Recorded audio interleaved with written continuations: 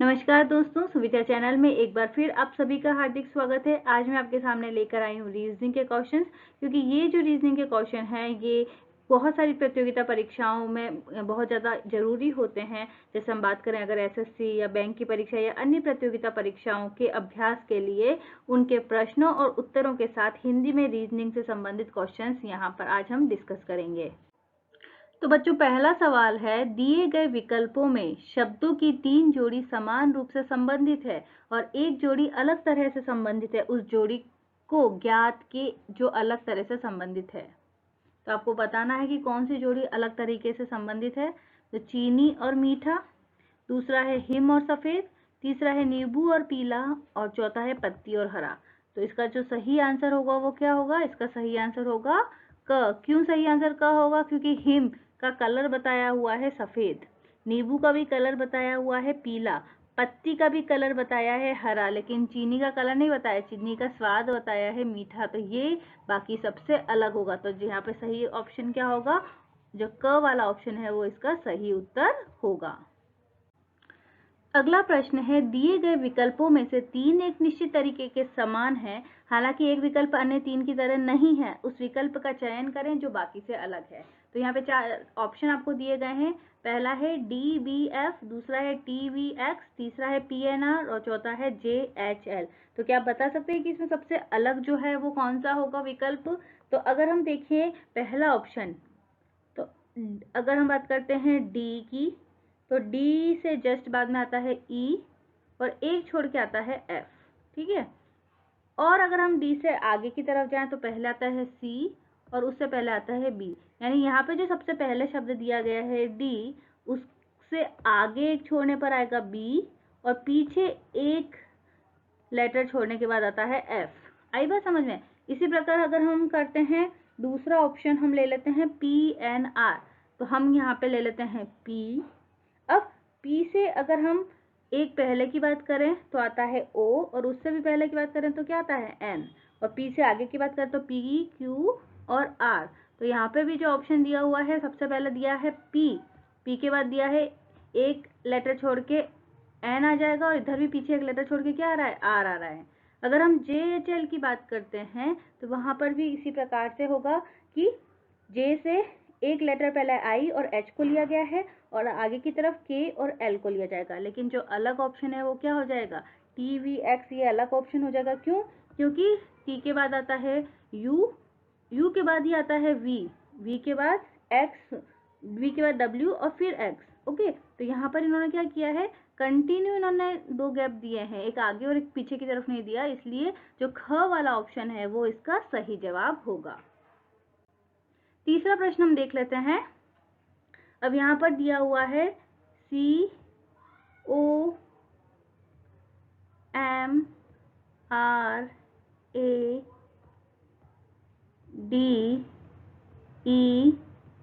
और S। Okay. अब C को किससे रूप में कोडिट किया है? डी की फॉर्म में। ओ को किस फॉर्म में कोडिट किया है? क्यू की फॉर्म में। एम को किया है पी की फॉर्म में। आर को वी की फॉर्म में। ए को एफ की फॉर्म में। देन जे को इसको जे की फॉर्म में। ई को एल की फॉर्म में और लास्ट एस को किया है ए की फॉर्म में। तो अगर इस तरीके से कोडिंग की जा रही है, यानी कोडिंग कैसे की जा रही है, आप यहाँ पर इस प्रकार से जब भी क्वेश्चंस आते हैं तो आपको पूरा सारे जो 26 लेटर हैं उनको लिख लेना चाहिए और उस आधार पर आपको आंसर लिखना चाहिए। तो सी के जस्ट बाद डी आता है। ठीक है। और ओ के बाद क्यू कब आता है? एक छोड़कर आता है। एम के बाद पी कब आता है? 2 छोड़कर आता है। एन और ओ छोड़कर आता है। आर के बाद वी 3 छोड़कर आता है। तो ऐसे इन्होंने क्या किया है? पहले एक भी गैप नहीं रखा, फिर एक गैप, फिर 2 gap, 3 gap, 4 gap, 5 gap, 6 gap, 7 gap. तो उसी प्रकार के से हमको किसका निकालना है? उसी प्रकार से हमें निकालना है मशीन का। तो एम के बाद जस्ट क्या आ जाएगा? एन आ जाएगा।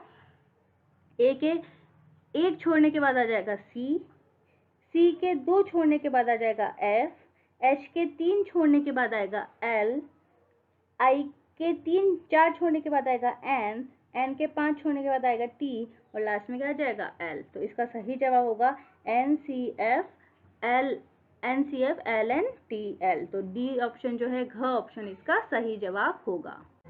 चौथा प्रश्न है, एक कक्षा में विशाल ऊपर से तो 5वें स्थान पर है और नीचे से 46वें स्थान पर है, तो कक्षा में कुल कितने छात्र उपस्थित हैं? तो हम यहाँ पर क्या करेंगे, हमें पता है कि यहाँ 2 जगह एक ही छात्र के बारे में बात की गई है, तो हम क्या कर लें, पहले तो 46 + 5 कर लेंगे। 46 और 5 कितने होते हैं? 46 और 5 होते हैं 51, और उसमें से 1 घटा देंगे क्योंकि यहाँ 2 बार 1 देने की बात हुई है। तो यहाँ पर सही आंसर क्या हो जाएगा, कक्षा में कुल छात्र कितने होंगे? 50 होंगे। अब अगला क्वेश्चन है, 5 विद्यार्थी एक छात्रवृत्ति परीक्षा में भाग लेते हैं। सुधा ने पूजा से अधिक अंक अर्जित किए, कविता ने सुमा से कम, लेकिन सुधा से अधिक। ममता के अंक पूजा और सुधा के बीच में थे, तो सबसे कम अंक किसने प्राप्त किए? तो अब इसमें आप देख सकते हैं, सबसे पहले आपको क्या दिया गया है कि सुधा ने पूजा से अधिक अंक अर्जित किए। ठीक है, तो सुधा लिख लें हम पहले। अब सुधा से क्या किए हैं, इसने ज्यादा अंक प्राप्त, सुधा ने ज्यादा अंक प्राप्त किए हैं किससे? पूजा से। तो यहाँ पे आ गई पूजा, पहले जो लाइन लिखी है वो सही हो गई कि सुधा ने पूजा से अधिक अंक अर्जित किए। अब कविता ने सुमा से तो कम लेकिन सुधा से अधिक किए हैं। अब कविता की अगर हम बात करें तो उसने सुधा से तो सुमा से तो कम किए हैं लेकिन सुधा से अधिक किए हैं, यानी यहाँ पर कौन आ जाएगी, यहाँ पे आ जाएगी कविता।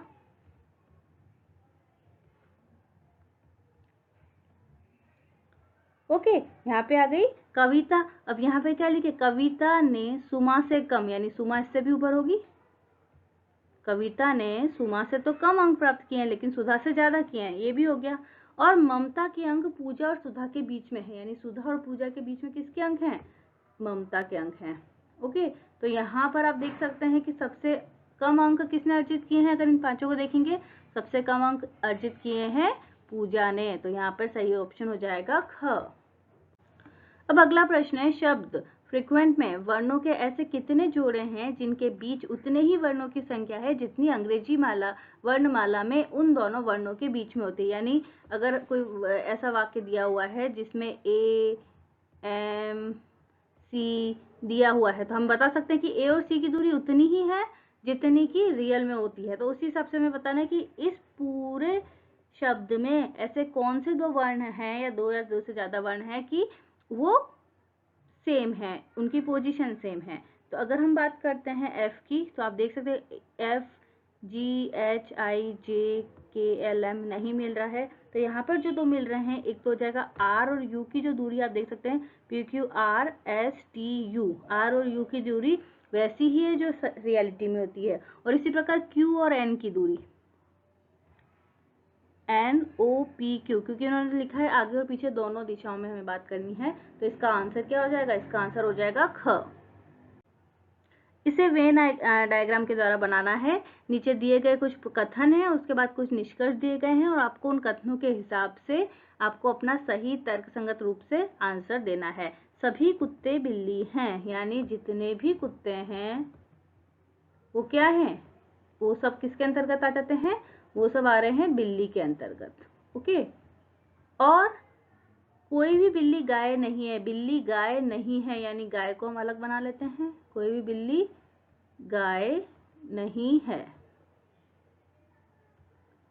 तो अब इसका निष्कर्ष दिया है, कोई कुत्ते गाय नहीं है। हाँ भाई, कुत्ते भी गाय नहीं है, सही है। कोई गाय कुत्ता नहीं है, गाय कुत्ता नहीं है, ये भी सही है। क्या कुछ गाय कुत्ता है, नहीं, ये गलत है। तो यहाँ पर कौन सा आंसर सही होगा, ख आंसर सही होगा कि केवल निष्कर्ष 1 और 2 ही सही अनुसरण करते हैं। अगला क्वेश्चन है, एक लड़की अपने घर से निकलती है। पहले वो 30 मीटर उत्तर पश्चिम दिशा में चलती है, फिर 30 मीटर दक्षिण पश्चिम दिशा में चलती है, फिर 30 मीटर दक्षिण पूर्व दिशा में चलती है और फिर अपने घर की तरफ मुड़ जाती है। तो वो किस दिशा में चल रही है?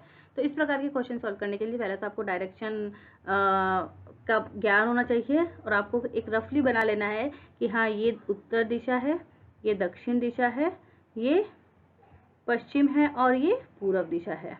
और अगर हम ये बात करते हैं तो ये क्या हो जाएगा, ये हो जाएगा उत्तर पूर्व, ये हो जाएगा दक्षिण पूर्व, ये दक्षिण पश्चिम और ये एरिया हो जाएगा उत्तर पश्चिम। अब वो लड़की क्या चल रही है, सबसे पहले 30 मीटर उत्तर पश्चिम की ओर चल रही है, उत्तर पश्चिम चल रही है, यानी इस हिसाब से चल रही है वो उत्तर पश्चिम। तो सबसे पहले उस लड़की ने उत्तर पश्चिम चली। उत्तर पश्चिम चलने के बाद वो चली दक्षिण पश्चिम। दक्षिण पश्चिम यहाँ पर है, यानी वो फिर यहाँ पर चलने के बाद वो इस तरीके से चली दक्षिण पश्चिम। उसके बाद वह चली दक्षिण पूरब। दक्षिण पूरब कहाँ है? इस प्रकार से है, यानी अब वो चली दक्षिण पूरब। तो अब अपने घर की तरफ लौट रही है, यहाँ पर उसका घर था। ओके, अगर वो अपने घर के और लौट रही है, यानी वो इस तरह का डायरेक्शन में चल रही है। इस तरह का डायरेक्शन कहाँ है? यहाँ पर है। तो इसका सही उत्तर क्या हो जाएगा? उत्तर पूरब। तो ग आंसर सही होगा।